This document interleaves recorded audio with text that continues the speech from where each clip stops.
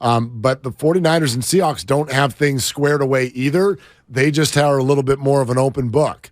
And there are options with how this can go. It shouldn't necessarily be that way for the 49ers. It's supposed to be Trey Lance, but based on how the rest of this year goes, I don't know what's going on there. And the Seahawks, they are a complete open slate.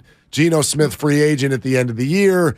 And so, I mean, it's there. It's there for the taking. It's crazy how much that flipped because the Rams had Matthew Stafford, who just won him a Super Bowl. And a ring. They figured it out. Kyler Murray gets the extension. Look how talented he is. Well, the Niners and Seahawks were like, yeah, Geno Smith and Jimmy, they reluctantly had these guys as their quarterbacks, but they're the ones at the top of the division. And Jimmy and Geno will get together for a matchup in 2 Thursday nights that is going to be a massive game in the NFC West, unless, of course, the 49ers do something to further pull away by then, which is totally possible because they've essentially got a game and a half lead now and 2 games to play before they even get to that one. But yeah, Jimmy versus Geno is the NFC West quarterback matchup of the year. It's crazy. Which is absurd. This is crazy. Neither one of them, a week before the season started, neither one of them was even supposed to be the starter. Geno Smith was in a quarterback battle with Drew Lock. Right. Who stinks. Right. Well, but you won it. It says something, though, for...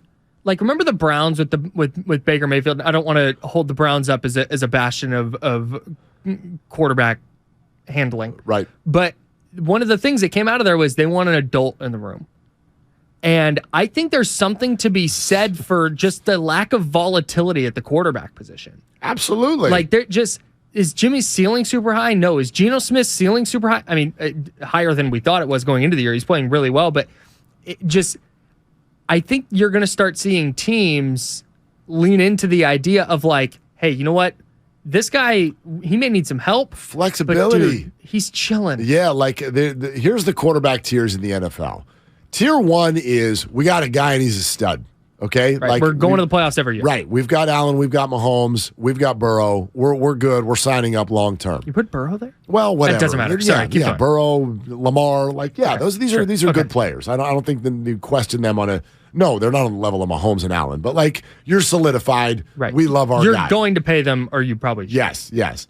But tier 2 is flexibility.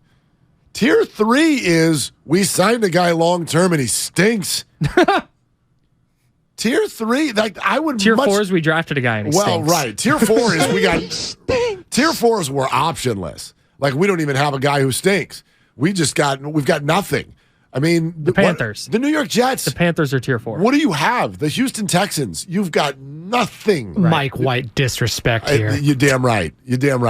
But you know what I mean? The 49ers, I would rather be the 49ers than I would be the Arizona Cardinals. Or who else is in that bucket right now? I mean, there are good quarterbacks who are signed long-term, but you don't necessarily actually think they're going to win the Super Bowl. Kirk Cousins, Dak Prescott. The Vikings just gave Kirk Cousins more money. Yeah, bajillions. Yeah, absolutely. So he probably does. They are 9 and. I mean, I don't know. You know, I don't know. But they pay him for the stability of like, hey, maybe he's not going to get us over the hump to the Super Bowl, but maybe we can put enough around him, Justin Jefferson and Dalvin Cook and a good defense, and maybe he'll get us there. But they're just stable at that spot. Totally. They're going to win some games. He's not going to be a jerk. They don't have to put clauses in his contract about video games. Right. They'll take that organizational stability. I mean, are the Raiders in this conversation? No. They're not? Well, they just they could get rid of They Carr. can get out of here. Yes, they can get out of there with Derek Carr. But like to me, other than the teams that are quarterbackless, Jets and Texans, the next worst place to be is Broncos and Cardinals. Oh. And let's see how Watson looks. The Browns might be one of these teams. I don't know how Deshaun Watson's going to look. I do know that life's different for him now. I do know that there's going to be a lot of pressure.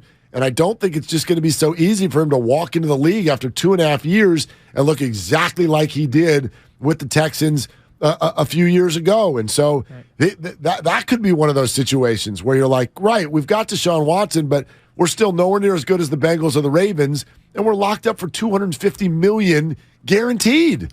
That's where you don't want to be. Do you know, speaking of Russell Wilson, what about? Do you know what his dead cap hit is next year? Oh, God. I mean, it's got to be $107 million. That's even more than I thought it was bad. That's even the year worse. after that, his age 36 season, $85 million. The year after that, 49.6. They're stuck.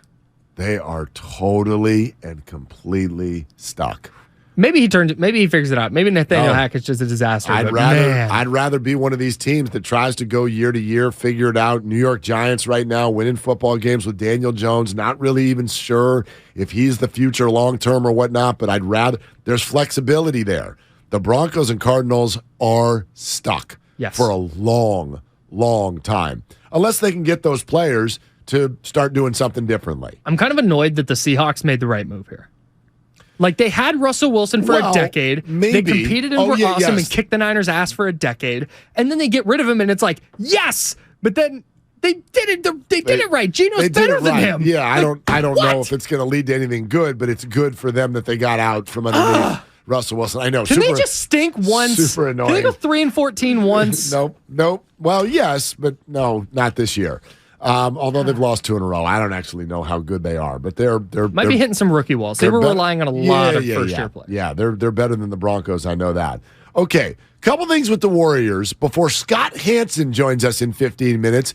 Y'all know who Scott is, right? Because you watch him every weekend, even if what you're watching is about 1,000 different things at once. Competitor. Yes, he is. He is the man who knows how to go to work without a bathroom. He is from the Red Zone channel, Scott Hansen, the best job in the world, and does a great job with it. We have so many different questions that are going to be maybe some of them off the map, although we promise we're not going to ask him how do you go to... I think he gets that question every week. How do you go to the bathroom? I wonder if when you say, hey, Scott, how's it going? And he goes, I don't go, da-da-da-da-da. Like he just has it prepared. There's a cup under there, or whatever it is he does. I don't know, but all kinds of questions for Scott Hansen.